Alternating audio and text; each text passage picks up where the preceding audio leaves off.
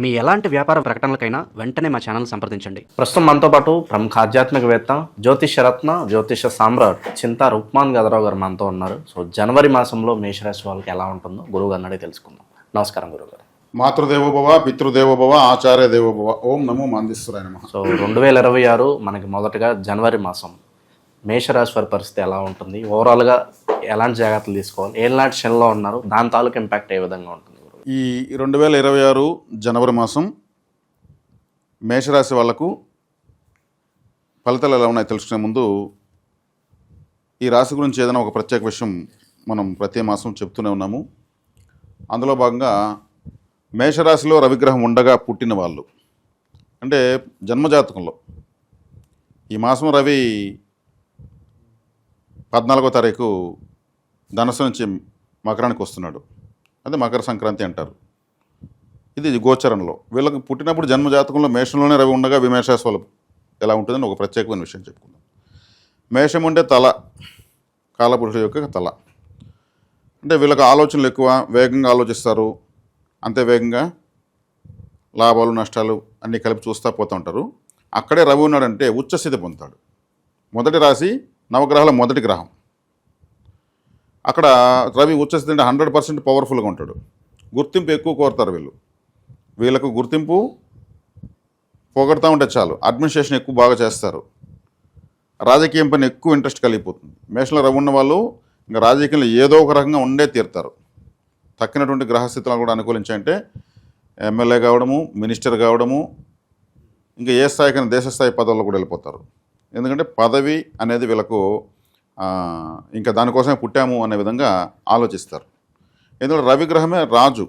ఆ రాజు అనే గ్రహమే రాశిలో ఉన్నప్పుడు ఏమవుతుంది, తను లీడర్గానే భావిస్తాడు. కాబట్టి పదవి కోసము వీళ్ళు పడని తప్పనంటూ ఉండదు. అట్ ది సేమ్ టైం మళ్ళీ ఓడిపోతారు, మళ్ళీ గెలుస్తారు, మళ్ళీ ఓడిపోతారు, మళ్ళీ గెలుస్తారు. ఎందుకంటే సూర్యుడు ఉదయిస్తాడు, అస్తమిస్తాడు, ఉదయిస్తాడు, అస్తమిస్తాడు. అస్తమించినప్పుడు తీవ్రంగా బాధపడతారు. మళ్ళీ గెలిపోవడం సహజమే, మళ్ళీ మేము గెలుస్తామంటారు. రవిగ్రహానికి ఎలాగైతే అస్తమయం ఉదయం ఉంటుందో అలా ఉంటుంది. కానీ ఈ పదవి పోరాటాలు చేయడము, పదవుల కోసము ఇంకేదైనా చేయడము, ఖర్చు పెట్టడము, ఇవన్నీ కూడా మేషరాశి వాళ్ళకు ఉంటాయి. ఒకవేళ మాకు రాశిలో ఉన్నాడండి, మేము ఎమ్మెల్యేలు కాలేదు, అసలు కనీసం వార్డు మెంబర్ కూడా కాలేదు, మీరు చెప్పింది మాకు అప్లై కాలేదు అని ఆలోచించేవారు ఉంటే మన రాశి ఫలితాలు చూస్తూ ఇటువంటి లక్షణాలు వాళ్ళకు ఉంటాయి. వాళ్ళు ఉన్న ఏ రంగమైనా అందులో వీళ్ళు నెంబర్ 1గా ఉండాలంటారు. అంటే వాళ్ళకి సంస్థలో పనిచేయచ్చు, సంస్థ యూనియన్ లీడర్ నేను కావాలంటారు. అక్కడ అడ్మినిస్ట్రేషన్ మొత్తం చూస్తారు. లేదు ఇంకెవరైనా ఉంటే వాళ్ళని వీళ్ళ చేతిలో పెట్టుకొని చూస్తారు. కింగ్ మేకర్గా ఉంటారు. అంటే ఎడతిరిగి శాసిస్తారు. ఏ రంగంలో ఉండొచ్చు. ఒక అటవీ అమెజాన్ అడవుల్లో ఉంటాడు ఒక వ్యక్తి, మేషంలో పుట్టుంటాడు. ఆ మేషం రాశిలో పుట్టి రవి లగ్నంలో ఉంటాడు. ఆయన ఆయన ప్రధానమంత్రి అవుతాడు, ఆ గూడానికి నాయకుడు అవుతాడు. లీడర్షిప్ ఎక్కడైనా వస్తుంది. ఓ ఆటో కార్మికులుగా ఉంటారు, కార్మిక యూనియన్ లీడర్ అవుతారు. హమాలయ యూనియన్ ఉంటుంది, అక్కడ మేషంలో రవి ఉన్న వాళ్ళు ఆటోమేటిక్ లీడర్ అయిపోతారు. అంతే. ఎక్కడ వాళ్ళ స్థితిగతులు బట్టి వాళ్ళకు అగ్రనాయకత్వం వస్తుంది. ఇక్కడ రాజకీయాన్ని మనం ప్రధానంగా చూపించాం. తర్వాత ఈ మాసం మేషరాశికి ఎలా ఉంది గోచార ఫలితం అంటే మేషరాశికి ఇప్పుడు ఏలినాటి శని జరుగుతుంది.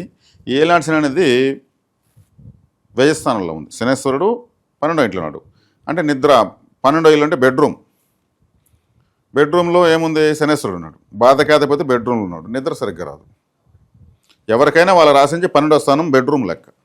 12వ స్థానంలో శుభగ్రహం ఉంది అనుకోండి, లగ్జరీగా పడుకొని నిద్రపోతారు. ఏ దిగులు ఉండదు, ఏముండదు, ప్రశాంతంగా మంచి నిద్ర. డాక్యుమెంటేషన్ ప్రాబ్లం కూడా వస్తుంది అంటారు. డాక్యుమెంట్ కారకుడు బుధుడు. బుధగ్రహం 9, 10 స్థానాల పైన ఉన్నాడు. ఈ మాసము 12, 14, 15, 17 తేదీల్లో రవి, బుధ, శుక్ర, కుజులు మారుతున్నారు 10వ ఇంట్లోకి. 10వ ఇంట్లోకి వస్తుంటే వీళ్ళకి వర్క్ ఎక్కువ ఉందని అర్థం. ఇప్పుడు ఎక్కువ వర్క్ ఉంది. మకరంలోకి గ్రహాలు వచ్చాయంటే వర్క్ ఎక్కువ. మకర రాశిలో గ్రహం లేకపోవడం బెటర్ ఎవరికైనా కూడా. మకర రాశిలో ఎన్ని గ్రహాలు ఉంటే అంత ఎక్కువ కర్మ ఉంది, అంత ఎక్కువ బాధ్యత ఉంది, చేయాల్సిన పని అంత ఉందని అర్థం. మకరం అంటేనే కాలపురుషుడు కర్మస్థానం, దాంట్లో 4 గ్రహాలు వస్తున్నాయి. ఈ వర్క్ ఎక్కువ ఉంది వీళ్ళకి. ఇప్పుడు 9వ స్థానంలోంచి 10వ స్థానంలో 4 గ్రహాలు వస్తున్నాయి. ఇక లాభంలో రాకున్నాడు, ఇది సూపర్. ఈ నిద్ర లేకపోయినా మకరంలోకి 4 గ్రహాలు వచ్చినా 4 గ్రహాలు వస్తే మంచిదే, అంటే వర్క్ ఎక్కువ కదా. పని బాట లేకుండా ఉంటేనే తలకాయ నొప్పి. ఏదో ఒకటి చేసిన, ఏమీ చేయని వాడికన్నా ఏదో ఒకటి చేసి నష్టపోయేవాడు గొప్పడు. ఒక 100 రకాల తప్పులు చేశాడనుకో, వాడు మాస్టర్ అవుతాడు. ఎవరైనా కావచ్చు, అమ్మాయి కావచ్చు, అబ్బాయి కావచ్చు. 100 రకాల తప్పులు చేస్తే 100 రకాల తప్పులు చేసి ఫూల్ అయ్యారనుకోండి, అన్ని రకాలుగా అనుభవాన్ని సంపాదించేస్తాడు. వాళ్ళు 10 మందికి ఉపయోగపడతారు. కాబట్టి వీళ్ళకి వర్క్ ఉంది. అందుకే మేషరాశి వాళ్ళు ఎక్కువ మందికి ఉపయోగపడతానని చెప్పాను కదా. ఇంతకుముందంతా కూడా ఎక్కువ అదే నేను గంట కొట్టి మరి చెప్పాను. వీళ్ళు ఎక్కువగా మిస్టేక్స్ చేస్తారు, వీళ్ళు ఎక్కువ జీవితం తెలుసుకుంటారు. కానీ 1 ఫైన్ డే వీళ్ళు జెండా ఎగరేస్తారు. అది వీళ్ళకి టైం పడుతుంది అంతే. ఆ టైం పట్టడంలోనే ఎందుకు టైం పడుతుందంటే శని వీళ్ళకి బాధగా అధిపతి. బాధ పెడతానే ఉంటాడు ఎప్పుడు శనేశ్వరుడు వీళ్ళని. పని చెయ్యి అని చెప్పి చేయించుకోవడం, లాస్ట్లో ఏదో ఒకటి అయ్యో ఇట్లా అయిపోయింది అని బాధపడడం వీళ్ళు. మళ్ళీ ఇంకోటి చేసుకోవడం, చేయను ఇట్లా లైఫ్ అంతా పరుగులు తీస్తాడు. కరెక్ట్గా శనేశ్వరుడు బాధ కాదు. శని అంటే పని కాబట్టి. అంటే మానసిక ఆందోళన ఇటువంటివి కారణాలు సుఖ నిద్ర. పాపగ్రహం ఉంటే కలత నిద్ర. ఇప్పుడు పాపగ్రహం వీళ్ళకి ఇక్కడ ఉంది కాబట్టి నిద్ర సరిగ్గా ఉండదు, ఆలోచనలు ఎక్కువ ఉంటాయి. జనరల్గానే వీళ్ళు ఎక్కువ ఆలోచిస్తారు తల అని చెప్పాం కాబట్టి. ఆ శనేశ్వరుడు అక్కడ అన్కంఫర్ట్గానే ఉన్నాడు. బాధ కాదు, వ్యయంలో పడిపోయాడు, చెడ్డవాడు చెడిపోయాడు. కానీ విదేశీ ప్రయత్నాలు చేసే వాళ్ళకు 12 వస్తున్నట్టు విదేశీ ప్రయత్నాలు కూడా వస్తాయి. విదేశీ ప్రయత్నాలు చేసే వాళ్ళకు, విదేశీ వివాహ ప్రయత్నాలు చేసే వాళ్ళకు, విదేశీ చదువుల కోసం ప్రయత్నించే వాళ్ళకు కష్టంతో కూడుకుని ఉంటుందని చెప్పచ్చు ఈ గోచారం. ఈ గోచారాన్ని 100% మీరు ప్రామాణికంగా తీసుకోవద్దండి. ఎందుకంటే ప్రతి మాసం మనము గ్రహస్థితులు బట్టి చెప్తున్నాం. వ్యక్తిగత జాతకమే ప్రధానంగా పనిచేసేది. కాబట్టి మనం నాలెడ్జ్తో కూడుకున్నటువంటి గోచార ఫలితాలు చెప్తున్నాం. అంటే ఇది చూస్తూ వెళ్ళే కొద్దికి ఒక అవగాహన ప్రతి ఒక్కరికి వచ్చేయాలి. జ్యోతిష్యం పైన ఒక అవగాహన వచ్చేయాలి.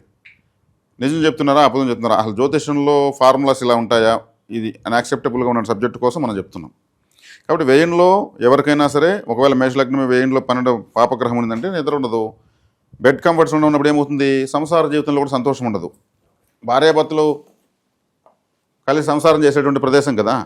అక్కడ పాపగ్రహం ఉంటే ఏమవుతుంది, 7వ స్థానంలో శుభగ్రహం చూసుకుంటారు, 12వ స్థానంలో పాపగ్రహం ఉంటుంది. ఆడపోయి గొడవలు పడుతుంటారు.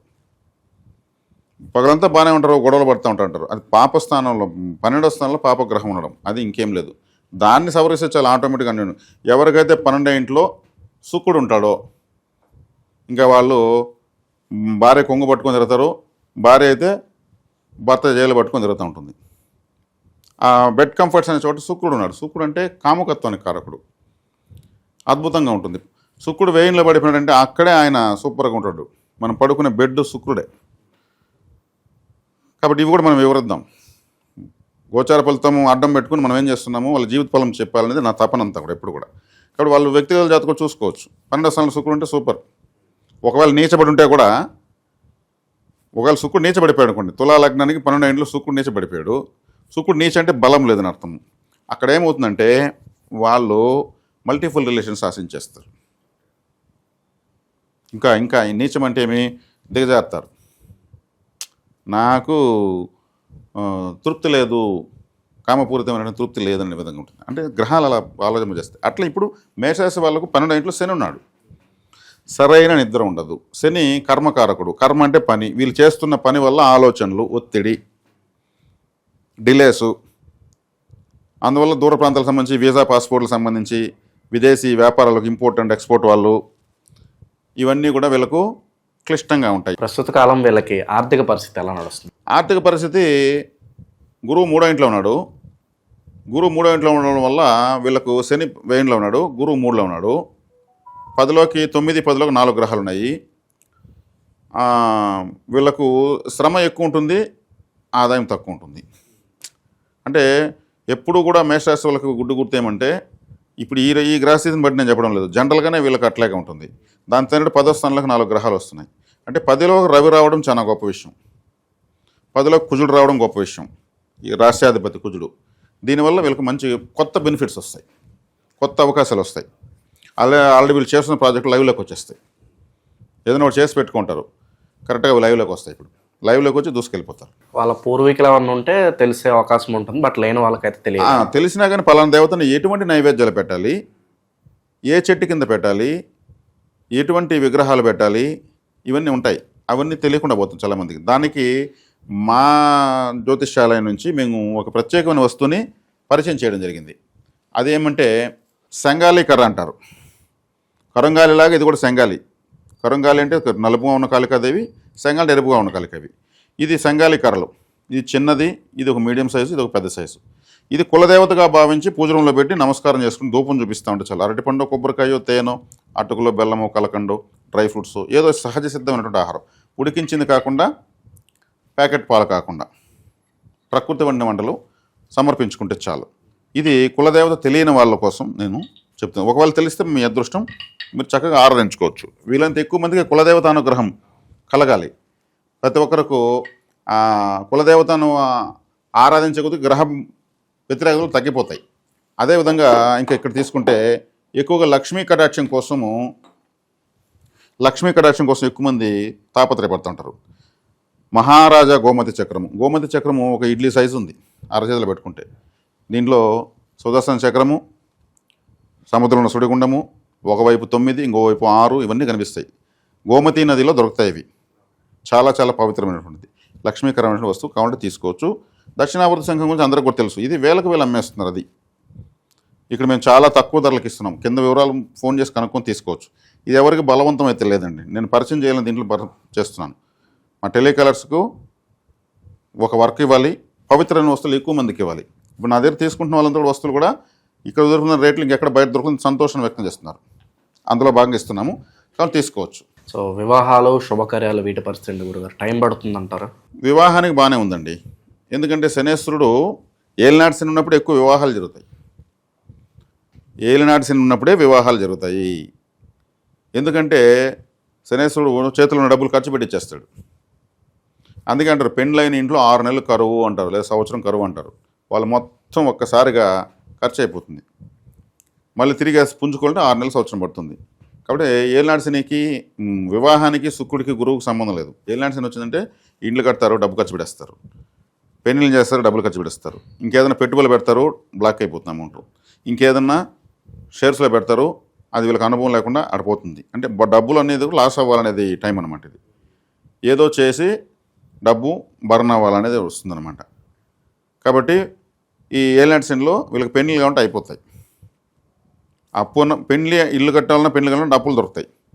అంటే అప్పు అయినా కూడా మళ్ళీ కట్టాలి కదా, కాబట్టి పెళ్లిళ్ళు అవుతాయి, ఇబ్బంది లేదు. వృత్తుల్లో స్థిరపడతారు. విద్యార్థులు విదేశీ ప్రయత్నాల పరిస్థితి ఏంటి గురుగారు? విదేశీ ప్రయత్నాల గురించి ఫస్ట్ నేను చెప్పింది. 12లో శని ఉన్నాడు కాబట్టి అతి కష్టంతో కూడుకున్నటువంటి విధానం ఉంటుంది. కానీ రాహు లాభంలో ఉన్నాడు కాబట్టి ఫైనల్గా విన్ అవుతారు. విదేశాలకు అధిపతి రాహువే, ఫారిన్ ప్లానెట్, సక్సెస్ అవుతారు. ఏలినాటి శని తాలూకు ఇంపాక్ట్ మరి తీవ్రంగా ఏమైనా బాధపడుతుంది అంటారా, పర్వాలేదు అంటారా, మోస్తారు గల జీవితం కొనసాగిపోవచ్చు అంటారా? మామూలుగా ఎత్తుకుంటే పండితులంతా కూడా నాలాగా జ్యోతిష్యులందరూ కూడా ఏలినాటి శని గురించి జాగ్రత్తలు చెప్తున్నారు. అది వాస్తవమే. కానీ నేను నిజంగా సమస్య ఉంటే కూడా నేను మానసికంగా తేలిక చేసి వాళ్ళకి ధైర్యం చెప్పే విధంగా నేను చెప్పేది అలవాటు పడ్డాను. ఏలినాటి శని మేషరాశికి 100% పనిచేస్తుంది. కానీ ఇక్కడ ఒక లాజిక్, ఈ లాజిక్ ఏమంటే శనేశ్వరుడు ఎవరు శిష్యుడు? కాలభైరవుడు శిష్యుడు. కాలభైరవారాధన చేస్తే ఏలినాటి శని వీక్ అవుతుంది. శివాలయానికి ఎక్కువ వెళ్ళడం వల్ల ఏలినాటి శని తగ్గుతుంది. శివాలయానికి వెళ్ళడం వల్ల ఏమవుతుందంటే శివలింగానికి ఉన్న ప్రత్యేకత మన చెడ్డను లాక్కుంటూ ఉంటుంది, మన కష్టాన్ని లాగేస్తూ ఉంటుంది. మంచి ఇంక దానికి మించిన మంచి ఏం కావాలి మనకు అసలు? అందుకు శివాలయానికి వెళ్ళామా, ఓ అరగంట గంట కూర్చున్నామా, అలా పోయేసి నమస్కారం పెట్టేసి వెంటనే రావడం వల్ల అక్కడున్న బ్రీతింగ్ తక్కువ 5 నిమిషాలు పిలుస్తాం. ఒక గంట పిలిచామనుకో శివాలయంలో ఉన్నటువంటి ఆక్సిజన్ చాలా చాలా పవర్ఫుల్, అద్భుతం. మనకు చాలా వరకు మన కష్టం పోతుంది. కాబట్టి ఎక్కువ శివాలయము, కాలభైరవాష్టకం చదువుకుంటా ఉంటే శనేశ్వరుడు స్మూత్ అయిపోతాడు.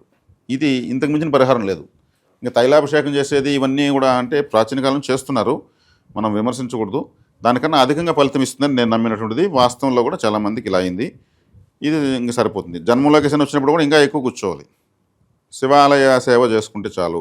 కాలభైరవారాధన చేసే వాళ్ళకు వీధి కుక్కలకు ఫుడ్ పెట్టాలి. వీధి కుక్కలు అంటే ఇంట్లో కుక్కను పెంచుకోవచ్చా అంటే ఇంట్లో కుక్క పెంచుకుంటే అది కుజుడు, వీధిలో కుక్క రాహు. కాబట్టి రాహు వీళ్ళకి లాభంలో ఉన్నాడు, ఆయన మంచి ఫలితాలు ఇచ్చేదానికి సిద్ధంగా ఉన్నాడు. ఇంకా కూడా ఆయన మకరంలో పోయినా కూడా మంచి ఫలితాలు ఇస్తాడు. కాబట్టి వీధి కుక్కలు ఫుడ్ పెట్టడం, కాలభైరవాష్టకం చదువుకోవడం, వినడం, ఒకవేళ క్షేత్రం ఉంటే దర్శించడం వల్ల వీళ్ళకి సంపూర్ణ ఫలితాలు ఉంటాయి. ఏలినాటి శని కూడా వీళ్ళు ఎంజాయ్ చేయొచ్చు మన లాభాలతో. తర్వాత ఈ ఈ మేషరాశి వాళ్ళు ప్రత్యేకించి అంటే నేను అఖండ దైవిక వస్తువులని కొన్ని సమర్పిస్తున్నా, చాలామందికి పరిచయం చేస్తున్నాను. ఇందులో భాగంగా చాలామందికి కులదేవత తెలియడం లేదు అని నాకు అడుగుతున్నారు. కులదేవత అంటే వెంకటేశ్వర స్వామిని, కులదేవత అంటే ఇంకా నరసింహస్వామిని, వాళ్ళంతా యుగదేవతలు పరదేవతలు. కులదేవత అనేటువంటి దేవతను చెట్ల కింద పెట్టి పూజిస్తారు. ఏలినాటి శని ప్రభావం తగ్గడానికి ఏమైనా వస్తువులు ఉంటే పరిచయం చేయండి గురుగారు మన వాళ్ళకి. ఏలినాటి శని తగ్గడానికి కావాల్సిన వస్తువులు అనుకుంటే జ్వాలాముఖి. ఈ జ్వాలాముఖి అనేది 9 గ్రహాలను నియంత్రిస్తుంది. చేతులు ఇలా పెట్టుకుంటే చల్లగా అయిపోతుంది, మనకు బీపీ కూడా కంట్రోల్ అయిపోతుంది, రక్త ప్రసరణ బాగుంటుంది. ఇది మన అగ్నిపర్వతం పేలినప్పుడు లావా వస్తుంది కదా, ఆ లావా కరిగిపోయినటువంటి మెటలే ఇది, ఇంక వేరేం కాదు. ఆ అగ్ని జ్వాలలు వస్తాయి కదా, అందరూ జ్వాలాముఖి అన్నారు. దీన్ని తీసుకోవచ్చు, చాలా మంచిది. ఒళ్ళు నొప్పులు తగ్గడం, నిద్ర పట్టడం కూడా చెప్తున్నారు కొంతమంది. రక్త ప్రసరణ మీద పనిచేస్తుంది కాబట్టి ఇది తీసుకోవచ్చు. ఏలాంటి శని బాగా పనిచేస్తుంది. సో ఓవరాల్గా మేషరాశి వాళ్ళందరికీ ఈ జనవరి ఎలా ఉంటుంది, ఎటువంటి జాగ్రత్తలు తీసుకోవాలి, అద్భుతంగా వివరించారు. ధన్యవాదాలు.